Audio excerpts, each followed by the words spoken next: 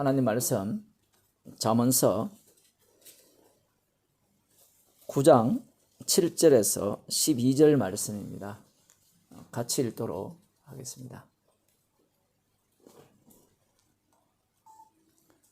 구약성경 918쪽입니다.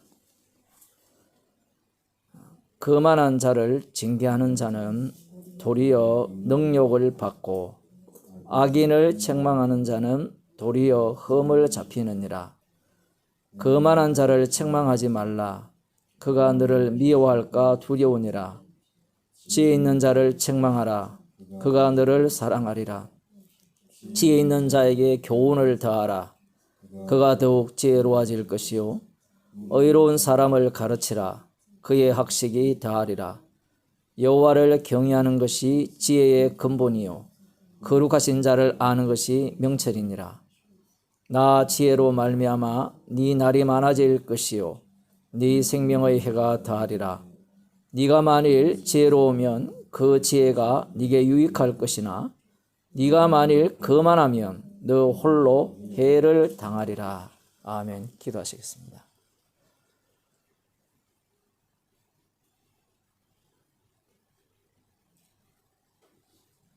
주님께서 들을 귀를 주셔서 주의 말씀을 듣게 하시고 십자가의 지혜를 주셔서 복음 속으로 들어오게 하심을 감사드립니다. 우리의 인생이 지혜 있는 자가 되게 하옵소서.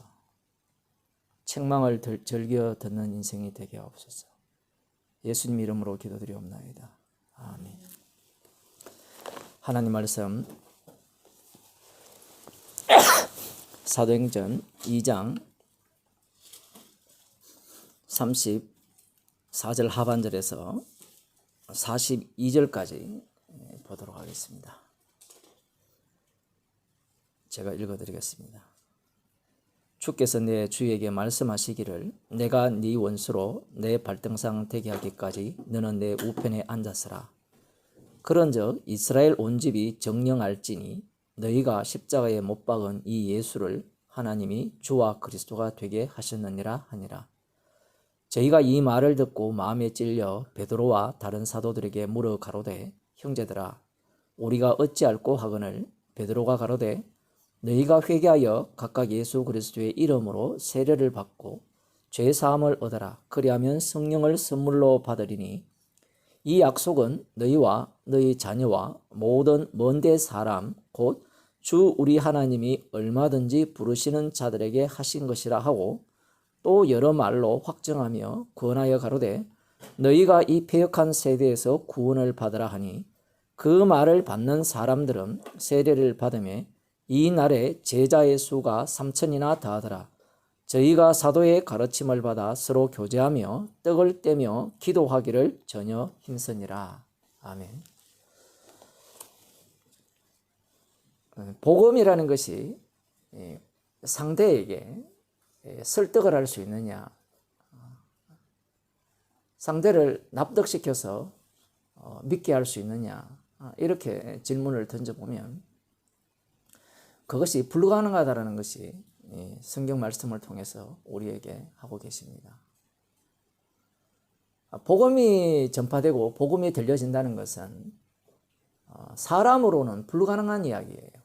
방금 우리 잠언서를 읽어보았지만 이 잠언서 말씀이 지혜 없는 자를, 어리석은 자를 지혜 있는 자로 바꾸어주는 그런 말씀이라고 많이 생각을 하잖아요. 그래서 애기 가진 엄마들도 잠언서를 열심히 읽으면 애가 지혜로운 애가 태어난다 이렇게 생각을 하는데, 물론 과학적으로는 지혜로운 아이가 될지 모르지만 그 지혜라는 것은 우리가 생각할 때는 세상 지혜죠. 주님 보시기에 이 세상 모든 사람들은 어리석은 자입니다. 달리 말하면 이 잠언서의 입장에서 보게 되면 이 사울의 어떤 모습은 어떠한 행동을 하고 어떠한 말을 하더라도 다 어리석은 자의 모습이고, 다윗은 어떤 일을 하더라도 지혜로운 자의 모습이에요. 그리고 이 어리석은 자가 지혜로운 자로 바뀐다는 것은 불가능한 겁니다. 오히려 어리석은 자에게 이 지혜를 이야기하고 책망을 이야기하면 오히려 이들이 분노를 내면서 책망하는 자를 사로잡아 버린다 하죠. 이 말씀 자체가 이제 예수님이 오셔서 실제로 이루어지게 되는 겁니다. 지금 오늘 본문을 보게 되면 베드로와 사도들이 복음을 전하죠. 성령의 인도하심을 받아서. 우리들도 그런 어떤 욕망이 있죠. 이런 말씀을 보면 복음을 전할 때 성령의 인도하심을 받아서 설교를 했으면 좋겠고, 복음을 전할 때 성령의 인도하심을 받아서 이 말씀의 어떤 지혜를 그 상대에게 이렇게 전달했으면 좋겠다라는 그런 욕망들이 다 이렇게 있는 겁니다. 그러면 왜 그런 욕망이 있느냐라고 할 때는 성경을 안 볼 때는 그런 욕망이 없는데, 성경을 보는 순간 이 성경에 나오는 내용 자체가 내가 꿈꾸는 그 내용이 담겨 있기 때문에 그러죠. 왜 그런 마음이 생기느냐 할 때는 지금 3,000명이 예수 믿었거든요.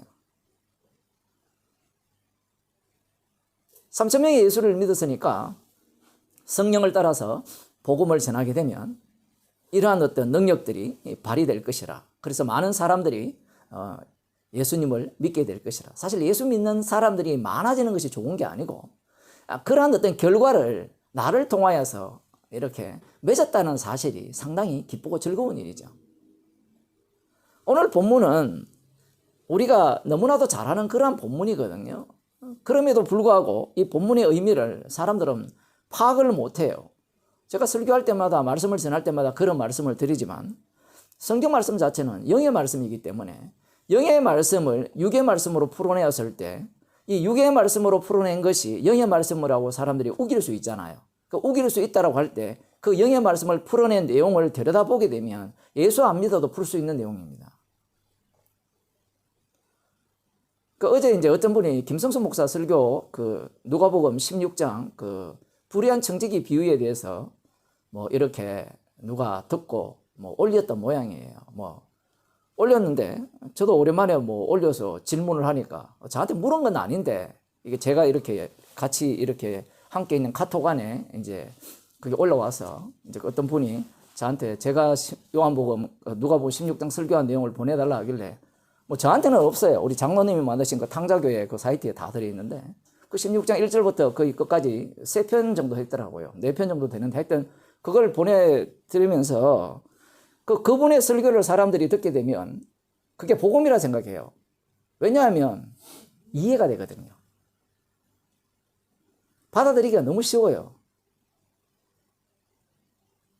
간단합니다. 거지 나사로와 마지막 부자 이야기를 하거든요.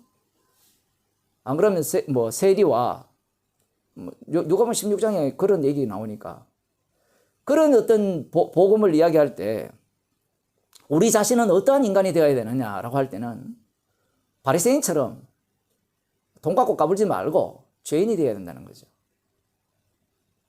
그게 김성수 목사 설교예요. 들어보면 맞는 말이잖아요. 죄인이 되어야 된다는 말 자체가 들어보면 맞는 말 같은데 누가 죄인이 될 수 있어요? 누가복음을 엉터리로 푸는 겁니다. 그런데 이제 제 설교를 듣고 공부를 같이 한 분들이 그걸 분별할 수 있을지 모르지만 다른 이야기예요. 복음이랑.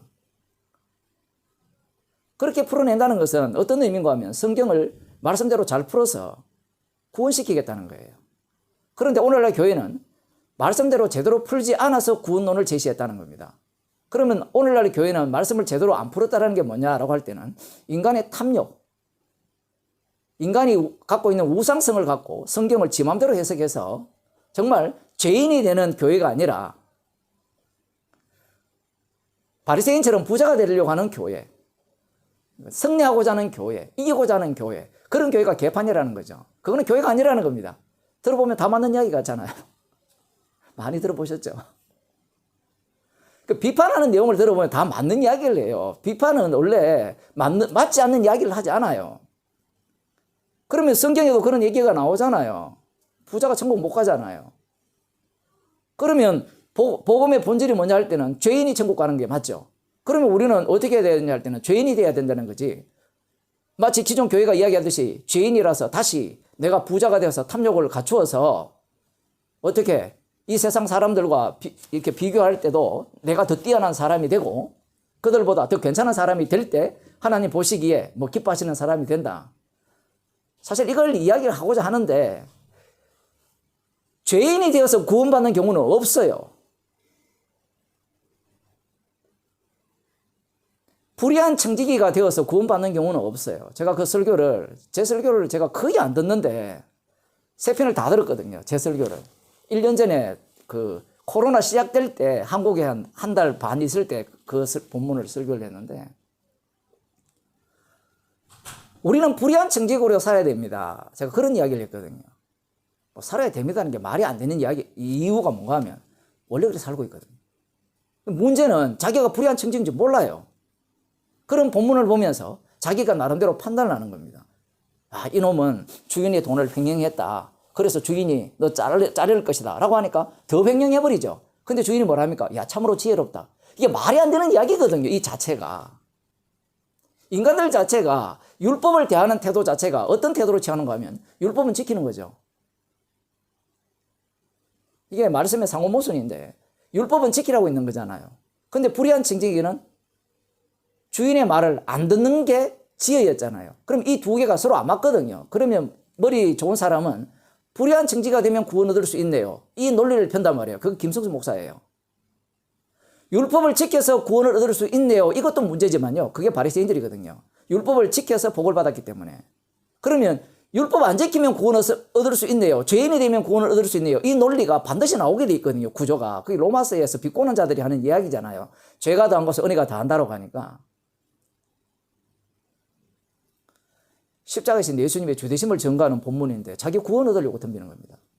그래서 다른 사람들 유튜브 설교를 쭉 보니까 또 어떤 사람은 이 본문이 지혜를 말씀하시는 것이 아니라 구원을 말씀하신다. 이렇게 또 설교하면서 똑같은 이야기예요. 십자가의 지혜를 모르기 때문에 인간 구원론으로 본문을 해석할 수밖에 없고 그리고 본문을 해석할 때 사람들이 납득이 되고 이해되는 방식으로 해석을 하기 시작하는 겁니다. 그런데 지금 오늘 우리가 읽은 이 본문을 보면 상대를 납득할 마음이 하나도 없어요. 왜 납득할 마음이 없는가 하면요. 너희가 십자가에 못 박은 이 예수를 하나님이 주와 그리스도가 되게 하셨다라는 이 얘기 자체가 이 복음을 듣는 그들의 입장에서는 이해가 안 되는 이야기입니다. 나사렛 예수라는 것은 누구나 다 알거든요. 만일에 이 나사렛 예수가 다윗의 자손으로서 오실 메시아라고 이야기를 했다면 그것은 하나의 인물이죠. 인물. 그런데 지금 이 사도들의 설교는 주님이 원래 주의 자리에 계셨거든요. 그 주님이 누군가 하면 다윗이 주께서 내 주에게 이르시되 다윗이 있고 주가 계시고 또 주가 계세요. 그 주가 두 분이에요. 지금 사도들이 그 말씀을 설교하고 복음을 전하고 있거든요. 이 예루살렘에 사는 경건한 유대인이 되었던 그리고 저기 흩어졌던 이 절기를 지키기 위해서 하나님께 얼굴을 보이기 위해서 제물을 들고 온 그들이 되었던 그들의 입장에서는 지금 주님은 한 분밖에 없어요. 주님은 한 분밖에 없다고요. 그런데 지금 우리가 읽은 이 사도행전 여기에 보면 주께서 내 주에게 말씀하시기를 주가 두 분이에요. 이것은 설득이 되는 문제가 아니에요. 왜냐하면 그들에게는 여호와 한 분만이 주님이거든요.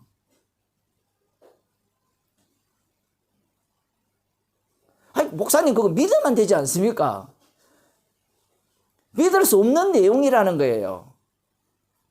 주님이 되시는 순간 너희 인간은 어떻게 해도 믿을 수 없다라는 이야기입니다. 그게 주님의 위력이고 능력입니다. 십자가신 주님이에요.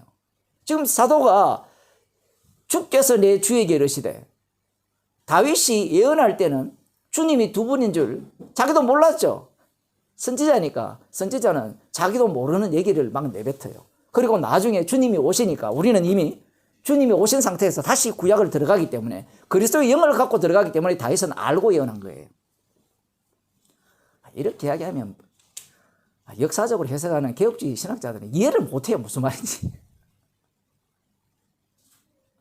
주님이 한 분밖에 없는데 두 분이란 말이에요. 그러니 이 설교를 듣는 자들이 어떻게 납득이 되겠어요? 우리들이야 주님이 한 분이 되었든 두 분이 되었든 그건 뭔 상관이 있어요. 구원만 얻으면 됐지. 그게 이방인들의 특징이거든요. 이방인들은 그러면 유대인들보다 구원 얻는 그 방식이 더 쉽지 않습니까? 아무런 율법 조건이 없이, 그죠? 예수 그리스도를 믿기만 하면 되잖아요. 그렇게 이야기를 하니까 사람들이 이방인들은 예수 믿는 게 더 쉽네요 라고 들어가지만, 이방인들이 예수 믿는 게 더 쉽네요 들어가서 쪼개보니까 그 속에 뭐가 다 들었어요? 유대교가 고스란히 담겨 있는 거예요. 제가 어제 그 요한복음 그 1장 제 책 읽기 드리기 유튜브에 올렸는데, 인간들이 뭘 섬긴다 했어요? 하나님을 섬기거든요. 오늘날 교회가 다 하나님을 섬겨요. 하나님을 경외하죠. 그러니 교회가 십자가는 날아가 버리는 겁니다. 왜?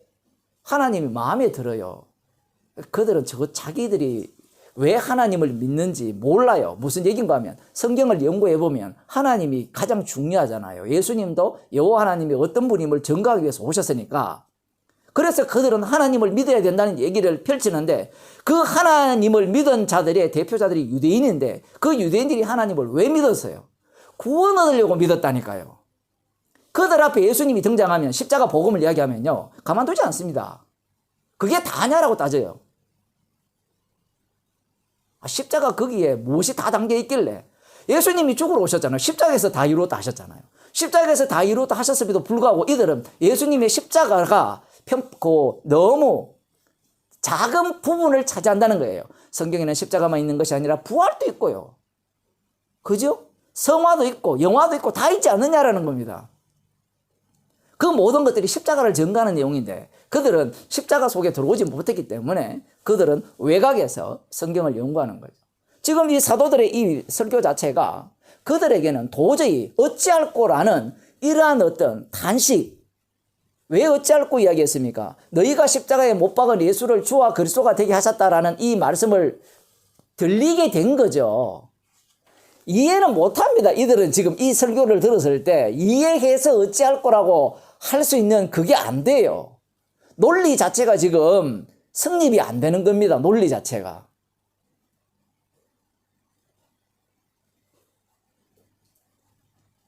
그러면 이들이 어떻게 어찌할꼬 할 수 있었느냐 이 얘기입니다. 그건 성령의 역사죠. 주님이 그 마음을 주셨죠. 아니 목사님, 이들이 지금 회개하고 나중에 세례를 받고 그 다음 성령을 주시리라 했으니까 성령은 다음에 오는 거 아닙니까?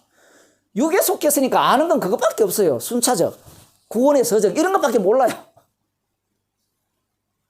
인간들은 십자가부터 이 세계가 진행된다는 걸 상상도 못 하잖아요. 주께서 내 주에게 이르시되 다윗의 후손이 어떻게 주가 되겠느냐. 예수님이 묻죠. 답변을 못 합니다. 자기 후손에게 어떻게 주라고 하냐는 거예요. 그 말이 안 되는 이야기거든요. 인간의 논리가. 그게 다 깨져야 되는데 그걸 못 깨는 겁니다.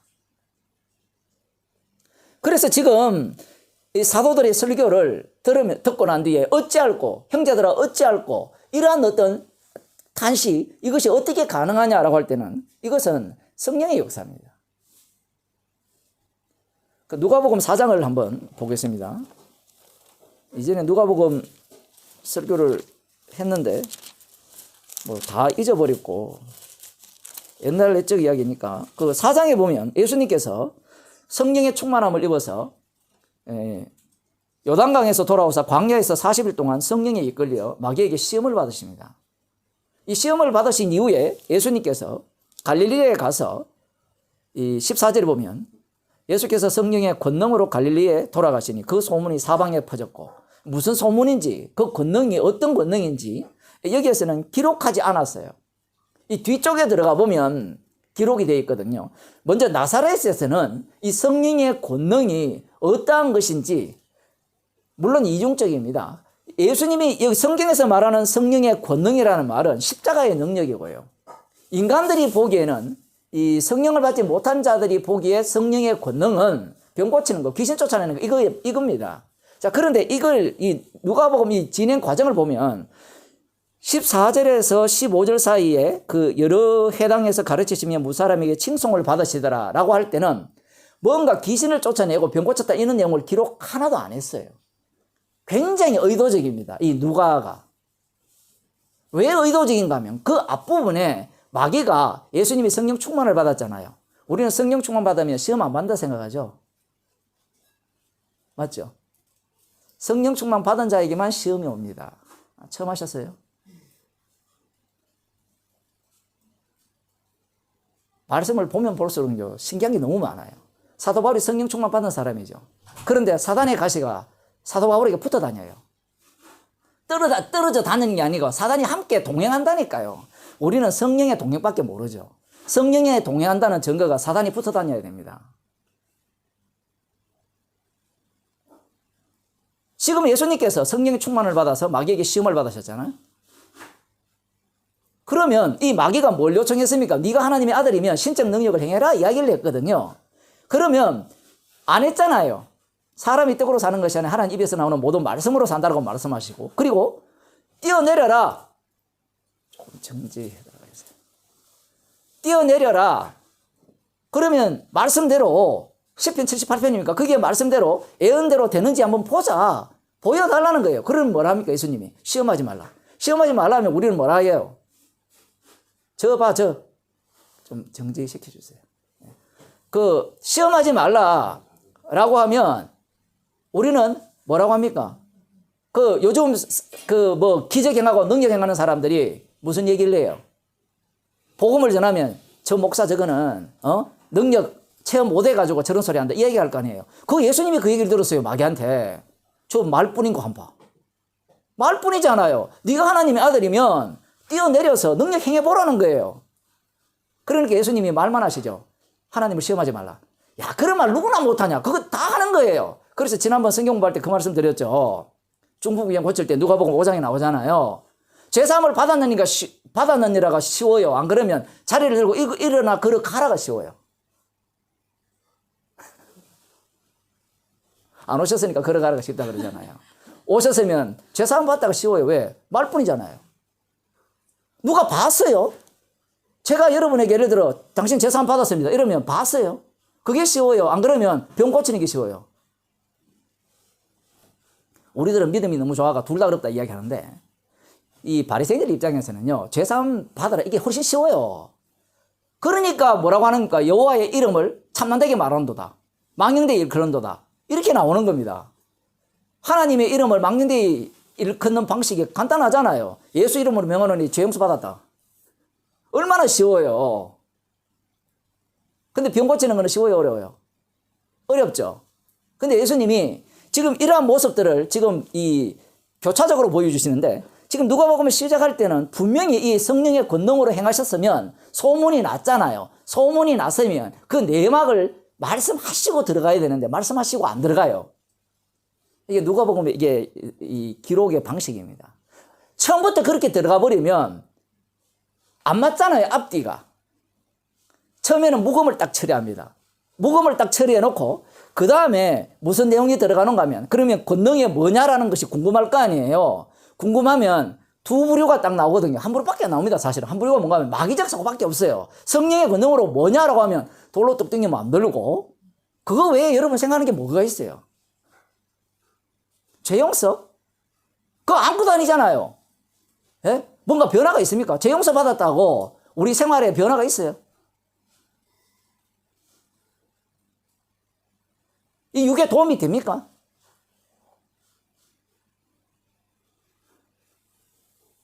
물론 도움이 되죠. 완전 변화를 시켜버리니까 사람을. 사고방식 자체를 바꿔버리니까. 기쁨의 내용이 완전히 바뀌어버리니까. 그러나 인간들이 생각하는 죄 용서는 그런 거 없습니다. 죄 용서를 받지 못했기 때문에 그래요. 한 번도. 그래서 지금 묵음 처리하고 이 예수님께서 나사렛으로 갑니다. 본인이 자란 곳에 가서 예수님께서 가셔서 성령의 권능으로 회당에 들어가서 지금 성경에 쭉 나오거든요. 이미 성령의 권능으로 예수님이 움직이니까 성령의 충만으로 움직이니까 나사렛에 가서 주일날 안식일날 회당에 가서 성경을 두루마기를 펴고 예수님이 뭐 성경 읽을 차례가 됐는지 이사야 61편을 딱 펼쳐서 읽으시는 겁니다.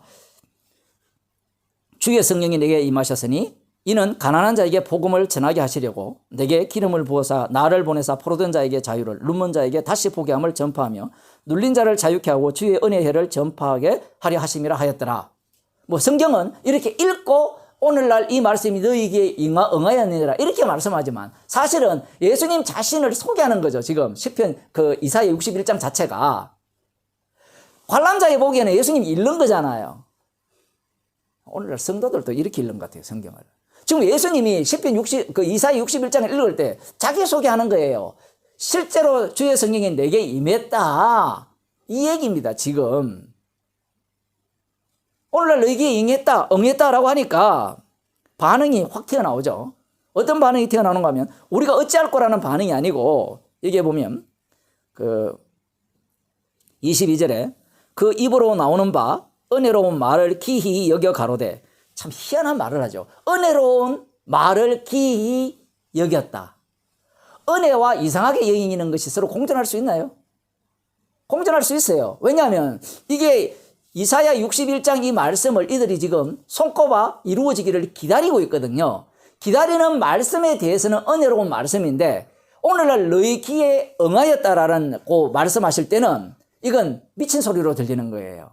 왜? 뒤에 나오잖아요. 저놈 저 자식 저거 요셉의 아들인데?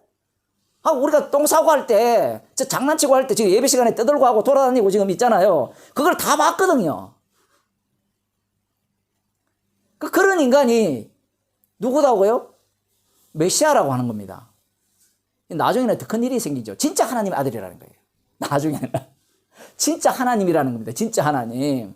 그거하고는 지금 덜 충격적인 내용인데 바로 이사야가 예언한 여호와의 종이다. 바로 메시아다. 이분이 바로 다윗의 자손이다라고 하니까 무슨 소리 하냐고요. 그래서 예수님이 뭐라 합니까? 선지자는 고향에서 대접받지 못한다고 하죠. 이 얘기가 그냥 나사렛에서 대접 못 받은 이야기가 아니라 요한복음에 의하면 자기 땅에 오면 자기 백성이 영접지 않았죠. 나사렛이란 그 동네의 하나의 예를 갖고 이 세상 전체를 예수님께서 지금 말씀하시는 거예요. 이 세상 전체는 어둠이기 때문에 절대로 선지자를 용납 못한다는 겁니다. 그래서 예수님이 예를 두 가지 딱 들었죠. 엘리야 시대와 엘리사 시대에. 엘리야 시대 때는 하늘이 새해 6달이 닫혀 있을 때 흉년이 들었을 때에 이스라엘에 많은 과부가 있었으되 엘리야가 그 종 한 사람에게도 보내심을 받지 못하고 오직 시돈 땅에 있는 사렙다의 한 과부에게 뿐이며 이거 이방 땅이에요. 북이스라엘 지역이거든요. 지금 예수님이 갈릴리 지역, 나사렛 이 지역이. 결국 이들은 멸망당합니다. 그 다음 엘리사 시대는 이스라엘 백성 중에 많은 문둥병이 있었는데 그 중에 한 사람도 깨끗함을 얻지 못했어요. 그 이유가 뭐냐? 전체 문둥병자이기 때문에 그래요. 그럼 누가 깨끗함을 입었느냐? 그들의 대적자, 시리아 사람, 나만 장군이 깨끗함을 입었다는 거예요. 이 말씀을 예수님께서 자기 동네 나사렛 사람에게 던지니까 이들은 이 말귀를 알아들어요. 우리는 이 얘기하면 별로 불쾌하지 않잖아요. 맞죠? 이 본문을 읽어도 우리는 기분 하나도 안 나빠요. 왜 기분 나쁘지 않은가 하면 우리는 이 엘리야 엘리사와 상관이 없거든요. 이방인들은. 그런데 이 나사렛 사람들은 이 엘리야 엘리사를 존중하고 참 선지자로 바라보고 있죠. 그런데 지금 이것을 비유로 하여서 예수님이 너희들이 지금 그 아수르에 멸망당한 북이스라엘, 우상숭배자인 북이스라엘 그들과 똑같은 자들이다라고 규정을 해버려요. 그러니 열받아가지고 자기 동네가 아마 언덕 위에 세워졌던 모양이에요. 그 언덕으로 몰고 가서 예수님을 밀쳐서 죽이려고 합니다. 예수님은 물론 유유히 빠져나오시지만. 자, 여기에서 우리가 생각할 수 있는 것은 사도행전 2장에서는 사도들이 성령 충만을 받아서 성령의 말하게 하심을 따라 복음을 전할 때 그들이 어떤 반응을 보였습니까? 어찌할 거라는 반응을 보이면서 3,000명이나 교회로 들어왔죠. 믿는 자의 수가. 그 3,000명이 다 예수 믿는지는 안 나옵니다. 성경이 그래서 어려운 거예요. 사도행전 2장에 보면 분명히 너희가 회개하여 각각 그리스도 예수의 이름으로 세례를 받고 죄사함을 얻으라. 그리하면 성령을 선물로 받으리니 이렇게 말씀하셨거든요. 그러면 인간이 할 수 있는 요소가 무엇인가 하면 어찌할 거라고 했을 때 그 어찌할 거 속에요. 사람으로는 할 수 없는데 라고 목사님이 말씀하셨으면 거기에는 가짜가 없지 않습니까? 가짜가 있다니까요. 그래서 이들은 어떤 모습으로 들어가는가 하면 회개합니다. 다. 3,000명이 다 회개했다 칩시다. 그리고 그들이 모두 다 예수 그리스도 이름으로 세례를 받았어요. 침례를 받은 거죠. 물속에 들어갔다가 나오는 겁니다. 그러면 하는 말이 죄사함을 얻으라 이렇게 나오잖아요. 그러면 사람들은 물속에 들어갔다가 나오면 죄사함을 얻을 수 있다라고 생각하겠죠. 그리고 그 다음 나오는 말씀이 성령을 선물로 받으리라 했으니까 아, 나 성령 선물 받았네 이래 되는 거예요. 논리가. 이들에게도 똑같이 처음 오순절날 성령이 임할 때 강한 바람이 급하고 강한 바람이 불어가지고 불의 혀같이 갈라져서 눈에 보이듯이 그들 각자에게 성령이 임하는 것을 목격을 했다면 좀 다른 이야기지만 지금 그 뒷부분부터는 그런 내용이 싹 사라져버려요. 왜 그럴까요? 아니 처음 성령 임한식으로 계속해서 그렇게 해주면 얼마나 좋겠습니까? 맞죠? 그건 누구 생각이죠? 좋겠다는 생각이 우리 생각이죠. 그런데 주님께서 성령을 주신 이유는 왜 주십니까? 주님의 정인 성격에서 주셨죠. 그러면 주의 이름으로 모이는 교회는 주님의 정인된 교회죠. 그러면 주님의 정인된 교회는 무엇을 증거해야 돼요? 십자가를 증거하죠. 십자가를 증거한다는 것은 그 교회 안에 무엇이 나와야 되는가 하면요. 저주와 축복이 나와야 돼요. 우리는 교회니까 축복만 있어야 돼. 이런 식의 논리를 펼 거 아닙니까? 그래서 오순절날 성령이 임했을 때 사람들이 생각하는 게 지금 이들은 그 생각을 안 하는데 그들도 그런 꿈을 꿀 수도 있어요. 그래서 이 마르크스도 이 본문 보고 공산주의를 창안한 거 아닙니까? 쉽게 말하면. 이런 식의 어떤 사고를 사람들이 가질 수밖에 없는 겁니다. 아, 진짜 주님이 세우신 교회는 정말 성령의 충만을 받고 성령의 충만을 받으면 그들은 자기 것을 하지 않고 자기 소유를 팔아 가난한 자들에게 나눠줘서 모두가 다 평등한 그러한 어떤 모습의 교회, 그 생각을 사람들이 꿈꾸게 되겠죠. 그걸 꿈꾸라고 지금 이 말씀을 하시고 진짜 교회라는 것은 주님이 세우신 하나님 나라라는 것은 그러한 곳이라는 것을 또 말씀하시는 거예요. 그러면서 여기에서 무엇을 싹 빼버립니까? 성령을 받았다는 내용을 빼버리죠. 받으라는 내용만 나오고 죄사함을 얻으라는 내용만 나오지 이들이 성령을 받았다는 내용은 나오지 않고 그 다음 나오는 얘기가 하나님이 부르시는 자들에게는 얼마든지 어떻게 이러한 약속 성령을 주실 것이다 라고 말씀할 때 3,000명이나 이렇게 그 제자의 수가 3,000이나 더하더라 이렇게 말씀이 진행이 되는 거예요. 그러니 이 3,000명 속에는 무엇이 이렇게 함께 섞여 있는가라고 할 때는 주님의 주되심을 드러내기 위한 지옥 보낼 자와 천국 보낼 자가 같이 섞여 있는 거예요. 뿐만 아니라 이거는 나중에 5장 할 때 이야기하겠지만 뿐만 아니라 이 성령 받았다라는 그 인간 자체도 둘로 쪼개져 버립니다. 왜냐하면 내 안에 그리스도가 살고 또 나가 살죠.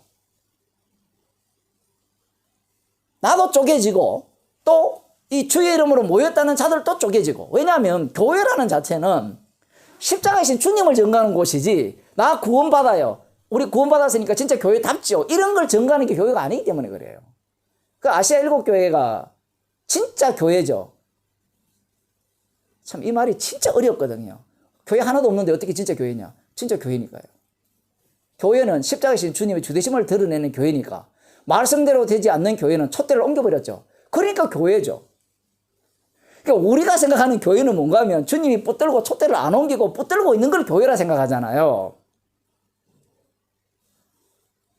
그런데 예수님도 똑같이 성령의 충만을 입고 복음을 전했죠. 나사렛에서. 복음을 전하니까 그들이 이 복음에 대해서 어떤 반응을 일으켰습니까? 거부 반응을 일으켜서 예수님을 죽이려고 했죠. 그러면 이 본문은 누가복음 4장에 나오는 이 본문은 예수님이 성령 충만을 받았음에도 불구하고 왜 그들이 회개하지 않고 어찌할 거라고 하지 않고 예수님을 살해하려고 하느냐 이 얘기입니다. 그러면 사람들이 이런 생각을 갖거든요. 역사적으로 해석하는 사람들은 아직도 예수님이 십자가 지시지 않았기 때문에 이들에게 긍휼을 베푸지 않았기 때문에 이런 태도를 보이는 거다라고 생각을 할 수 있겠죠. 그게 더 납득이 되잖아요. 그런데 그런 게 아닙니다. 예수님이 성령의 권능을 입었다는 것은 이미 십자가에 달려 죽으시고 부활하신 주님의 권능으로 지금 활동한다는 얘기예요. 그래서 지금 그 주님의 권능이 발휘되는 곳이에요. 어디가? 나사렛이라는 곳이. 그 발휘되는 곳이 나사렛이라는 동네인데 그곳에서 이 말만 했거든요. 말만. 야, 이게 참 재밌어요. 말씀만 전했잖아요. 이사야 61편이 너희 귀에 응하였다. 요거 말씀만 전했잖아요. 이게 얼마나 능력이 있는가 하면 저들의 본색을 다 드러내는 그 지옥 보낼 자는 지옥 보내시는 주님의 권능이 그대로 드러나 버렸습니다.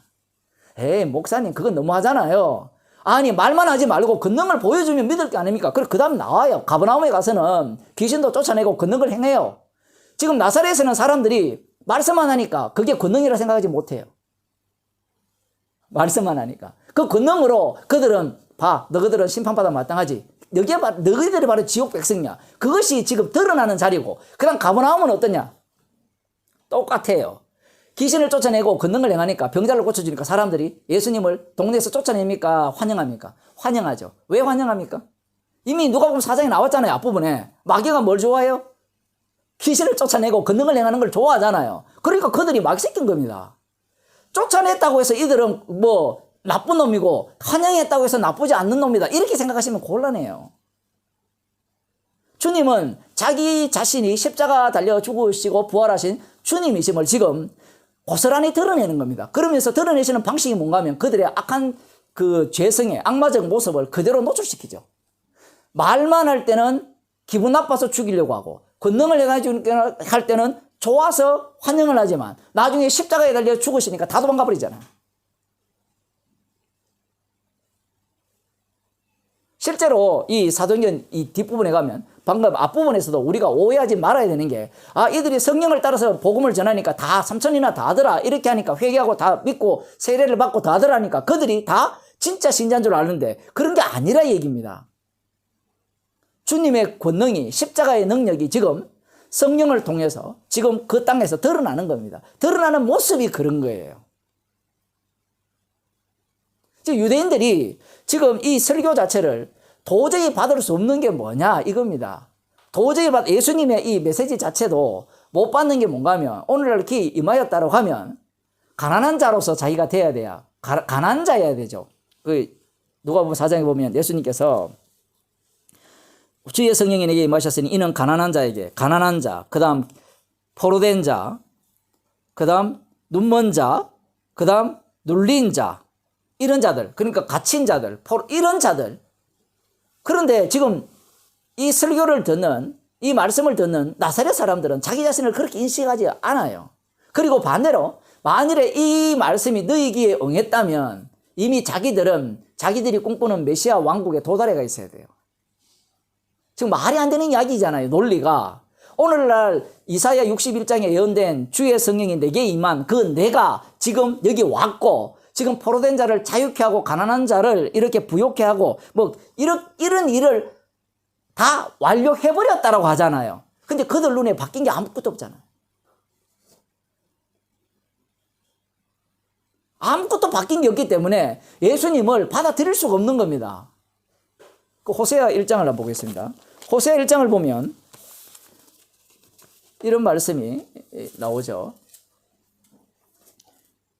2절에 보면 여호와께서 비로소 호세아로 말씀하시니라. 여호와께서 호세아에게 이르시되 너는 가서 음란한 아내를 취하여 음란한 자식들을 낳으라. 이 나라가 여호와를 떠나 크게 행음함이니라. 이에 저가 가서 디블라임의 딸 고멜을 취하였더니 저가 잉태하여 아들을 낳으며 여호와께서 호세아에게 이르시되 그 이름을 이스르엘이라 하라. 조금 후에 내가 이스라엘의 피를 에후의 집에 갚으며 이스라엘 족속의 나라를 폐할 것입니다.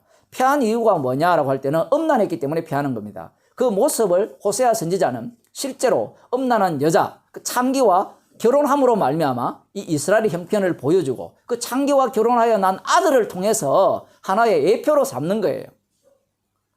우리 보고 이런 거 하라면 미쳤어요 이렇게 얘기할 거예요. 주일날 말씀 들으러 오라면 미쳤어요 돈 벌어야 되는데 이런 지금 하는 세대 아니에요? 성경의 옛날 이야기예요. 예수 믿는다는 것은 다 굴합니다. 취미생활이죠 이제는. 왜냐하면 나사렛 사람들이 분노한 이유가 그거거든요. 뭔가 변화가 있어야 되거든요. 말씀 듣는다고 뭔가 바뀌는 게 있어요 주일날. 그거 뭐 인터넷 들어오면 되지. 다음에 가면 되지. 그런 거 아니에요? 좀 더 봅시다. 내가 이스라엘의 피를 에후의 집에 가라. 5절 그날에 내가 이스라엘 골짜기에서 이스라엘의 활을 꺾으리라 하시니라. 고멜이 또 잉태하여 딸을 낳으리니 여호와께서 호세아에게 이르시되 그 이름을 로르하마라라. 내가 다시는 이스라엘 족속을 긍휼히 여겨서 사하지 아니할 것입니다. 왜 긍휼히 여기지 않고 사하지 않겠다라느냐 할 때는 그들이 음란했기 때문이죠. 원인이. 그 다음 그러나 내가 유다 족속을 긍휼히 여겨 저희 하나님 여호와로 구원하겠고 활과 칼이나 전쟁이나 말과 마병으로 구원하지 아니하리라 하시니라. 분명히 이렇게 말씀하셨잖아요. 지금 분명히 그들이 음란했기 때문에 하나님께서 그들을 사하지 않겠다, 이렇게 심판하겠다라고 말씀을 하셨거든요. 그런데 이 유다 족속을 구원하는 방식이 뭔가 하면 긍휼히 여겨 저희 하나님 여호와로 구원하겠고 이렇게 나와요. 활과 칼이나 전쟁이나 말과 마병으로 구하지 않겠다라고 합니다. 이 말하면 무슨 말인지 알아들어야 되는데 인간은 못 알아듣게 돼 있어요. 구조가. 인간은 항상 자기 몸에 뭔가 육체적으로 이 경험된 바가 있기 때문에 이스라엘 자신이 보세요. 음란했기 때문에 음란해서 실제로 아수르 제국에 의해서 완전히 진멸당하고 남유다도 바빌론 제국에 의해서 진멸당하잖아요. 그건 실제로 역사에서 일어난 일이잖아요. 그런데 죄 용서라는 자체가 만일에 그러한 식으로 일어난다면 납득이 되고 이해가 되는데 지금 주님의 긍휼의 여기심은 성령으로 해버려요. 성령을 해버리니까 보이는 게 아무것도 없어요. 보이는 게 겨우 어찌할 거예요. 그 어찌할 거, 물세례 받는 것, 이 정도. 그리고 서로 자기 것을 하지 않고 서로 나눠주는 이러한 정도. 이게 다예요. 그러면 우리들은 나 성령 받았는지 못 받았는지 어떻게 확인하려고 하죠? 물세례 받고 회개하고 물세례 받고 헌금하면 돼요. 그게 성령 받은 증거입니까? 지금 주님께서 유다를 긍휼히 여길한다 할 때는 이건 못 알아듣는 이야기예요. 그러면 이 말씀을 이들이 어떻게 알아듣느냐, 그러니까 호세아서를 읽는 유대인들이 어떻게 알아듣느냐, 오늘날 교인들이 어떻게 알아듣느냐 뒤에 봅시다. 고멜이 로루하마를 젖된 후에 또 잉태하여 아들을 낳음에 여호와께서 이르시되 그 이름을 로암이라 하라. 너희는 내 백성이 아니요 나는 너희 하나님이 되지 아니할 것입니다. 그러나 이스라엘 자손의 수가 바닷가의 모래와 같이 되어 청량할 수 없고 셀 수도 없을 것이며 전에 저희에게 이르기를 너희는 내 백성이 아니란 그곳에서 저희에게 이르기를 너희는 사신 하나님의 자녀라 할 것이라. 쭉 이런 얘기가 나오잖아요. 이런 얘기가 나올 때 자 보세요. 멸망은 자기들이 음란했기 때문에 멸망을 당했죠. 그죠? 그러면 주님의 긍휼은 어떻게 올까요? 여러분이 이 본문을 읽었다면 제가 너무 빨리 했습니까? 음란했기 때문에 하나님께서 멸망시킨다 했잖아요. 그죠? 그러면 하나님의 긍휼은 어떻게 오느냐라고 할 때는 어떻게 올까요? 인간의 논리는 음란하지 않을 경우에 오는 거예요. 지금 이스라엘 백성들은, 예수님 당시에 이스라엘 백성들은 지금 이 나사렛 사람들도 마찬가지고 지금 예루살렘에 올라온 이 사도들의 설교를 듣는 자들도 마찬가지죠. 그들은 기본적인 사고가 하나님의 긍휼을 입는 방법은 음란하게 살면 긍휼을 입을 수 있다라고 생각을 못해요. 내 백성 아니라 한 곳에서 내 백성이라는 이 말의 의미가 너는 음란했기 때문에 내 백성 아니야. 그래, 이후에 너는 그래 깨우쳤지. 그래, 이제 말씀으로 돌아왔어. 이제는 우상 숭배하지 않아. 이제 오직 나만 섬겨, 여호와만 섬기고 율법대로 살아. 안식일을 지키고 1일에 2번 금식하고 11조를 제대로 하는구나. 그래, 내 백성 아니은 그곳에서 이제 너희들은 어떻게 나에게로 돌아왔기 때문에 내 백성이라 하겠다. 이렇게 해석할 수밖에 없는 겁니다. 성경 자체가. 그런데 주님의 의도는 그게 아니죠. 내 백성 아니어야만 누구를 전가할 수 있어요? 십자가 지신 주님을 전가할 수 있어요. 그래서 이스라엘을 부른 이유는 음란하게 만들기 위해서 부른 거예요. 그러면 목사님, 그들은 처음에는 음란 안 했는데 음란한 자가 된 겁니까? 이렇게 질문할 거 아니에요. 맞죠? 처음부터 음란한 자입니다. 우리가 지금 창세기를 제가 매일 말씀을 전하고 있잖아요. 그 야곱을 보세요. 야곱 자신이 구원받을 이유, 조건이 아무것도 없어요. 방금 호세아도 똑같은 겁니다. 이 야곱적 속성을 그대로 갖고 있는 겁니다. 그 야곱이어야만 이스라엘로 만들어질 수 있는 조건이 돼요. 근데 그 야곱은 지가 야곱이 될 수 없어요.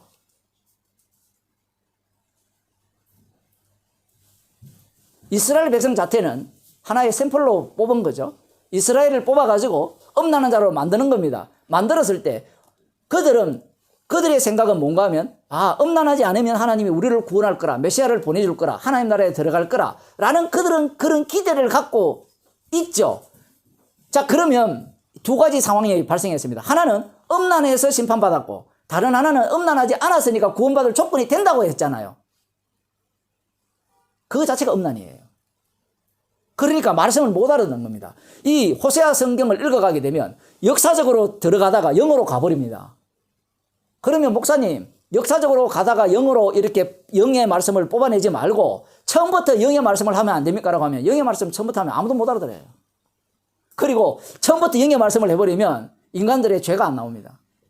갈라져야 되거든요. 이 갈라내는 작업입니다.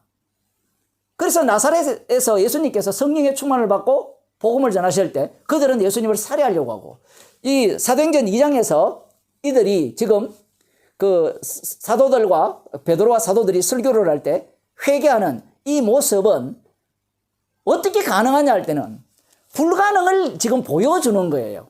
십자가 지신 분이 친히 주님이 되셔서 그 뒤에 설교할 때 나오죠. 그 하나님이 부르시는 자들에게 하신 것이니라 먼 데 사람. 그 약속은 주 우리 하나님이 얼마든지 부르시는 자들에게 하신 것이라. 주가 누군가면 십자가에 신 예수님이죠. 그분이 부르신 자에게는 약속된 성령을 주시는 거예요. 성령을 주시게 되니까 그 사람은 이제 비로소 이 세상은 십자가를 전가하기 위한, 십자가이신 예수님을 전가하기 위한 세상임을 비로소 알게 되는 겁니다. 알면서 동시에 무엇을 보게 되느냐라고 할 때는 그 유대인들이 율법대로 살아가는 자체가 우상숭배임을 알죠. 그게 사도 바울이 그렇게 이야기하잖아요. 율법의 의로는 흠이 없는데 그 모든 것들은 나의 이익을 위한 것이라고 이야기를 하잖아요. 그런데 이제 성령을 받은 자들은 정반대로 이야기하죠. 모든 것을, 내게 이익이 되는 모든 것을 해로 여긴다는 겁니다. 왜 해로 여기죠? 나에게 이익으로 여긴 모든 그 일들이 누구를 살해했습니까? 예수님을 살해했죠. 그런데 성령이 와버리니까 이 관점이 완전히 다 바뀌어버리는 겁니다. 모든 것이 해로운 거예요. 유익한 것이 아무것도 없어요. 좀 더 강력하게 나가죠. 아예 해로 여겨요.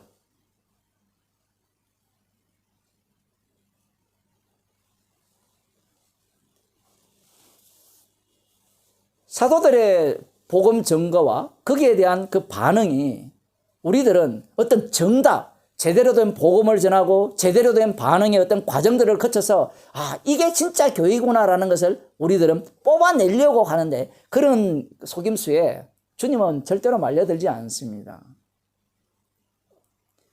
그래서 나중에 아나니아 삽비라를 죽여버리는 거예요. 누구를 속여요? 그러면 어떻게 속임이 가능했어요? 속일 수 있도록 주님이 복음을 전했기 때문에 그래요. 주 예수를 믿어라. 그리하면 너와 내 집이 구원을 얻는다. 그리고 아까 제가 그 누가복음 16장 얘기했을 때 그 부자와 거지 나사로, 사실 거기도 제대로 연구하면 죄인이 되어서 천국 가는 연구가 없거든요. 거지 나사로가 죄인이어서 천국 갔습니까? 거기에? 예? 부자와 거지 나사로에서 거지 나사로가 죄인이어서 천국 갔어요? 내용이 아무것도 없어요, 거기에. 왜 그런지 아세요? 앞부분은 불의한 청지기가, 누가복음 16장에 맞죠? 부자와 거지 나사로.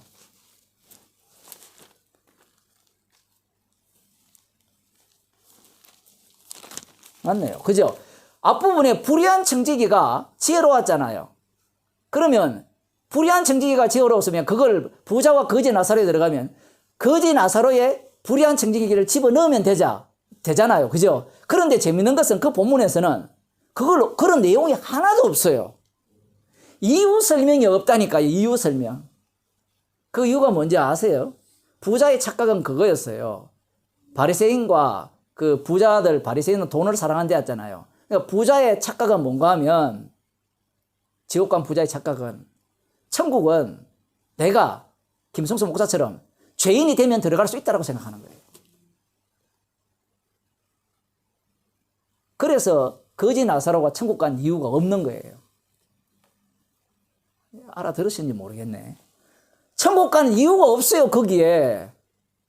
근거가 없다니까요. 앞부분은 불의한 청지기가 칭찬받았다면 그러면 목사님 거지 나사로라고 살면 천국 갑니까? 그 얘기가 없잖아요. 거지 나사로였기 때문에 천국 갔다는 게 없어요. 그러면 겨우 나오는 게 저는 거지로 살았기 때문에 보상받는 거고 네가 고생하는 건 당연하다. 뭐 이런 얘기가 나오니까 그러면 거지로 살면 천국 가네요. 이 논리가 또 성립이 안 되죠. 그 이유가 뭔가 하면요. 구원론이 아니기 때문에 그래요. 세상은 부자가 되었든 거지가 되었든 누가 되었든 어떤 인간이 되었든 모두가 다 십자가신 예수님의 주되심을 드러내기 위해서 하나는 긍휼의 그릇, 하나는 진노의 그릇이에요. 그래서 아무리 죽은 자가 가서 복음 전해도 지옥 갈 때는 지옥 가야 돼요. 그게 주님의 능력입니다. 그래서 나사렛 사람들은 예수님의 말씀을 들어도 분노를 일으켜야 되고 이 사도행전 4장 2장에서 이들의 설교를 듣는 자들 중에는 회개하고 돌아오는 자들이 있어야 되는 겁니다. 그게 주님의 주되심의 증거입니다. 세상에 선지자들과 모세와 율법이 있다고 하죠. 보내서 전도해달라고 하니까. 그러면 선지자들이 뭘 전했어요? 십자가신 주님을 전했거든요. 그러면 그들의 말을 들으면 천국 갑니까? 예? 그들의 말을 들으면 천국 갈 수 있어요? 설교 듣고 천국 갈 수 있어요? 그런 천국은 바리새인과 서기관들이 다 갔어요. 다 했다니까요. 그럼 말귀를 못 알아들어요. 왜 못 알아들어요? 이 말씀 자체가 성령의 교통하심 속에 이루어지는 거기 때문에 그래요. 그래서 복음이라는 것은 설득과 납득이 아닌 거예요. 이해가 되는 게 아닙니다. 그럼 목사님 믿어지는 겁니까? 그 표현은 믿어진다라고 표현할 수밖에 없는데 주님의 십자가신 그 주님이 주가 되셔서 친히 자기의 이름을 지금 이 사도들의 복음 전하는 것 속에서 그리고 그들 그 복음을 듣고 그 반응이 일어나는 어찌할 거라는 그리고 그들이 하는 행동 하나하나를 통해서 그 예수님의 주되심을 지금 드러내는 현상들을 보여주는 겁니다. 그러니 흉내내어서 뒤에 나오면 흉내내어서 헌금하고 나눠주고 재산 팔고 그렇게 백날해도 지옥 갑니다.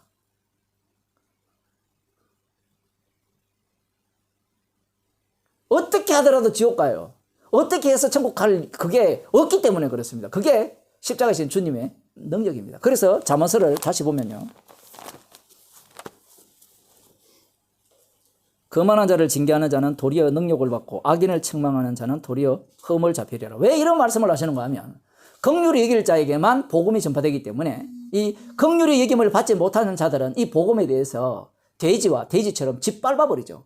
개와 돼지에게 복음을 전하지 말라는 의미가 어떤 의미냐라고 할 때는 그런 자들은 주님의 긍휼의 그릇이 아니기 때문에 아무리 전해도 오히려 공격당하죠. 지금 지혜롭지 않는 자에게 이게 지혜를 이야기하면 오히려 그들이 비꼬고 조롱을 하죠. 조롱 좀 당해라는 얘기입니다. 내 증인이 되라고 했으니까. 예수님도 조롱 당했잖아요. 네가 이사야 61장에 예언된 그 성령이 임한 그 인간이라고? 증거 보여보라는 거예요. 증거 보여. 보여라는 게 그게 마귀들 이야기잖아요. 보여보라고. 이미 보여주고 있는데요. 못 알아먹죠.